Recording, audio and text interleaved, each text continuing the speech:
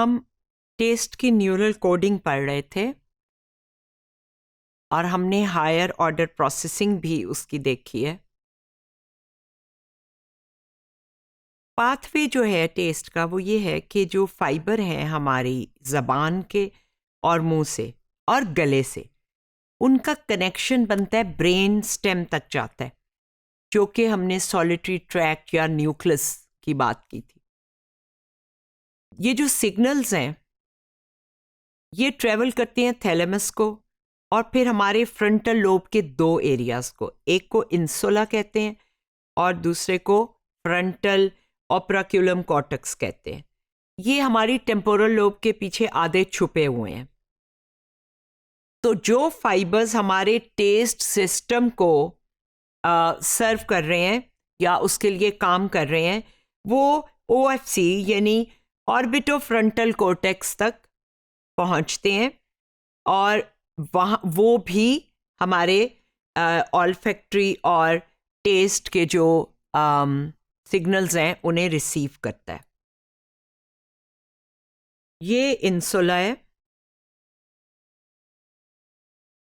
और ये हमारा वो फ्रंटल लोब का वो हिस्सा है जिसकी अभी हम बात कर रहे थे। यहाँ पे जाकर जब ये सिनैप्स होते हैं तो ये टिम्पैनी नर्व है। ये वो सारे नर्व्स हैं जिनको जो टेस्ट में इन्वॉल्व होते हैं और ये है nucleus of the solitary tract यहाँ, और ये थैलेमस है। तो ये आप समझ सकते हैं कि ये इतने एरियाज में ब्रेन की टेस्ट की जो एक्सपीरियंस है वो घूम रहा होता है। दो तरह की कोडिंग के बारे में बात होती है, एक को स्पेसिफिसिटी कोडिंग कहते हैं और दूसरे को डिस्ट्रीब्यूटेड। स्पेसिफिसिटी कोडिंग जो है वो एक ख्याल है, आइडिया है कि जो क्वालिटी है हमारी वो ख़ास स्पेशलाइज्ड न्यूरॉन्स होते हैं जो स्पेसिफिक होते हैं किसी स्पेसिफिक टेस्ट क्वालिटी को रिस्पॉन्ड करने के लिए। अगर वो खट्टी नहीं होगी चीज़ तो वो रिस्पॉन्ड नहीं करेंगे, और खट्टे के अंदर भी किस्म किस्म के खट्टे होते हैं, तो हर किस्म के खट्टे के लिए स्पेसिफिक न्यूरॉन्स हैं या बहुत सारे स्पेसिफिक न्यूरॉन्स हैं। ये एक आइडिया जिसे स्पेसिफिसिटी कोडिंग कहते हैं। डिस्ट्रीब्यूटिव कोडिंग जो है उसके बारे में ये कहा जाता है कि जो क्वालिटी है वो इस तरह सिग्नल होती है जो पैटर्न ऑफ एक्टिविटी बनता है और वो बहुत सारे न्यूरॉन्स पे डिस्ट्रीब्यूटेड होता है। वो किसी एक ख़ास स्पेसिफिक न्यूरॉन्स नहीं होते बल्कि बहुत सारे न्यूरॉन्स पे डिस्ट्रीब्यूटेड होता है। तो ये दो चीज़ें विजन के मामले में तो बहुत स्टडी की गई हैं, ज़्यादा फोकस उसी पे किया गया है कि स्पेसिफिसिटी है कोडिंग में, न्यूरल कोडिंग में, या डिस्ट्रीब्यूटेड है। अब टेस्ट के बारे में क्या मामला है, डिस्ट्रीब्यूटेड है कि स्पेसिफिक है? यहाँ पे सिचुएशन इतनी क्लियर नहीं है क्योंकि टेस्ट पे रिसर्च वैसे भी दूसरी सेंसेस की निस्बत कम होती है। डिस्ट्रीब्यूटेड कोडिंग की जो शवाहिद हैं, सबूत हैं, जो एविडेंस है रिसर्च से, अब रैट्स पे सबसे पहले ये एरिक्सन के एक्सपेरिमेंट थे। उन्होंने कुछ टेस्ट की स्टिमुलाई जो है वो बंदरों की ज़बान, चूहों की ज़बान पे रैट्स को प्रेजेंट की और उसकी रिकॉर्ड की कि उसके कॉर्ड जो कॉरोडा टिम्पैनी नर्व जो कि टेस्ट का एरिया है हमारे नर्वस सिस्टम में, उसके अंदर से रिकॉर्डिंग की कि कैसे सिग्नल्स प्रोड्यूस हो रहे हैं। इसको उसने अक्रॉस फाइबर पैटर्न्स कहा। 13 फाइबर क्लोराइड की सोल्यूशन के जवाब में फायर कर रहे थे, रिस्पॉन्ड कर रहे थे।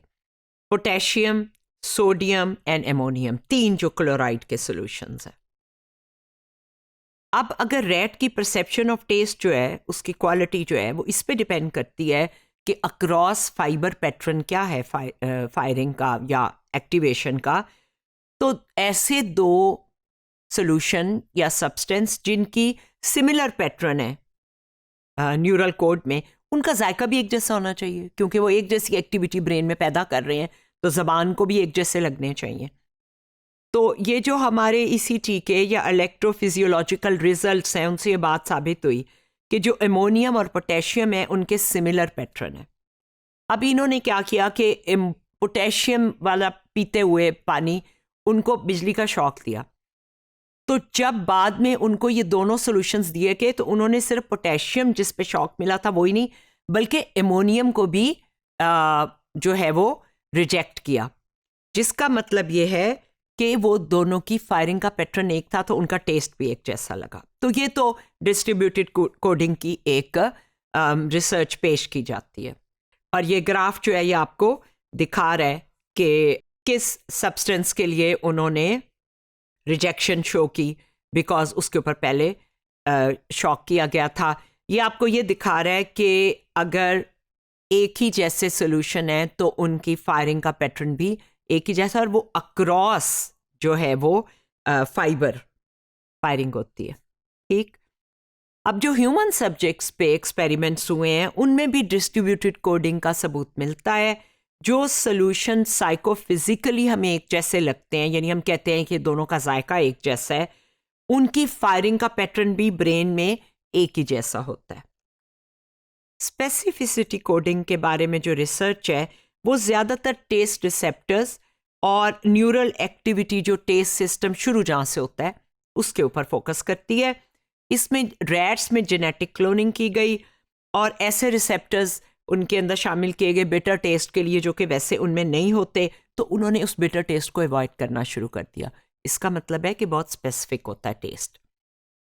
इसी तरह CYX यानी साइक्लोहेक्सामाइड जो है उसके एक्सपेरिमेंट्स भी किए, तो उसमें भी यही हुआ कि लैक ऑफ फायरिंग भी नहीं थी और बिहेवियरल अवॉइडेंस भी शुरू हो गई, जबकि नहीं थी। और अगर रिमूव कर दें वो वाला आप उनके अंदर से जेनेटिकली क्लोन करके, तो फिर वो उसको अवॉइड नहीं करते। इसका मतलब है कि ये बड़ा स्पेसिफिक है।